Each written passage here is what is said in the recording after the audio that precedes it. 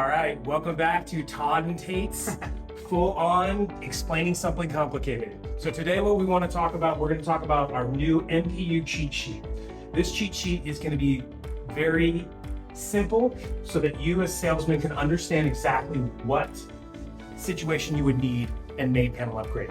Tate's going to go over a couple of base things on how to read the sheet, and then we're going to do one example of one of my deals and if I need a main panel upgrade or if I don't. So go ahead, Tate. Real simple, guys. We wanted to make it super easy. It's going to go with the panel size we have, the standard panel sizes of 100 amp, 200 amp, and if we need to do a D rate of 175. So these are all the most common. There's going to be some outliers here, not going to be perfect. So do you mean 100 as in the person, the client has a 100 amp and 200 Exactly. amp? Okay, so Main if I know panel, this job. Okay. You walk out to the main panel, the meter's there. The panel, the main breaker would be 100 amp, 200 amp, or if we needed to D-rate down to 175. Okay, Okay? And then we have our most common inverters, which is Solar Edge, Cash, meaning not Sonova or Sunrun. Which remember guys, solar and some of them are our PPA and lease options. For those, we have certain requirements that we have to entail, that we have to do, right? Exactly. We just have to be a little bit more critical about how we size the systems. And it does degrade the panels a little bit, but we'll work with it, okay? And then last one being in phase, that's a little simpler because their system is, because it's 240 volts, is real simple. It just goes through there. So kind of what it is right now is you walk into the customer's house, you find that they have a 100 amp panel.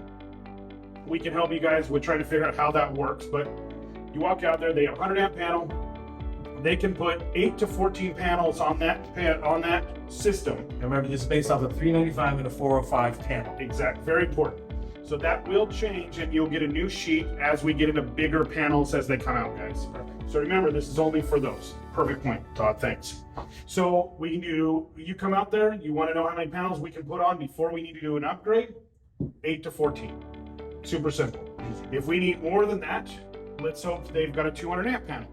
They have a 200 amp panel, we go 15 to 29. If we need more panels than that, we look at their job and they need 35. We need to be in the D rate side, which is one thing so you guys don't get surprised. You now know that if you need more than 29 panels and you've got a 200 amp panel, the next step is going to a D rate, which is going to be 30 to 43 panels. And again, every situation is going to be different. This is going to be just our generalization. Yeah. But the one big thing I want to point out, what I run into, Tate, is I see a lot of 150 amp panels. What would I do if I saw a 150 amp panel? I actually see those quite a bit. 125. 125s are kind of more common. They could be 150s. This is where you're going to need to either make a phone call, they're out of the ordinary. Definitely our most common panels out there, they're going to be 100s and 200s. If they get into that realm, really, it doesn't usually change too much for... We can always go back though, right? So all fails. Okay. Yeah. So if you look at that and you're like, hey, I still want to be out of these two ranges, even if I have a 125 panel, most of the time, even if you got that situation, you're still going to have to jump up to that next level. So if you need to, that may be a panel, anything that you've got a 100 amp panel and you want to add more than this, you're going to have to do an upgrade. Gotcha. Okay, cool. If you're here, usually we try to do a D rate before we do any kind of crazy upgrading. So it'd be a 200 amp. If we want more than 29 panels, we're going to need to do a D rate. Does that make sense? Yeah, this makes sense. So again, this is just a baseline. It's for us to have a starting point, just like on our financing tools. All that stuff is just a tool for us. It's like everything. It's like the battery math and all this kind of stuff. Correct. That's a great example. Super simple way to try to make it so you can make a good decision, an educated decision. Sometimes not always perfect, but it's way easier to tell them, hey, look, you don't need a panel upgrade. Yeah.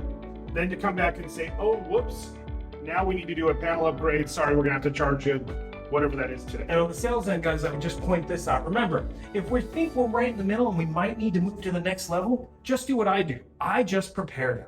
If they're prepared that they might have to go up, then there's no surprises. And then if you don't, great. Then they just saved a little bit of money.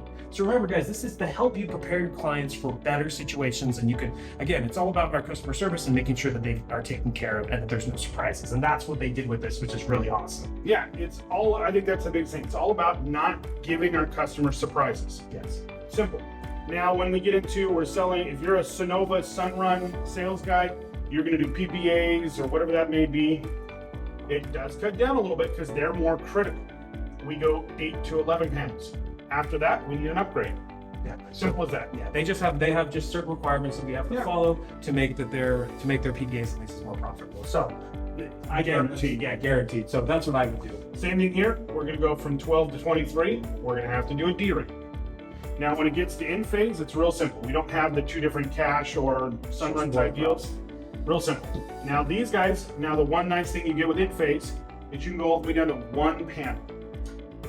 That's really important. So we usually try to see all solar edge systems at 8 panels, but the minimum we allow for which, there's going to be some costs and all that too, but we just want everybody to understand. It's 1 to 13, 14 to 26 panels, and then duration after that, 27 to 39.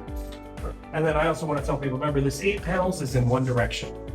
Is that right? Yeah, well, even then, the minimum for that system should be, a kind of a cluster. A cluster. Yeah. In phase, like you said, can be in all different kinds of arrays. If you put panel over here, panel over here, that's where they excel.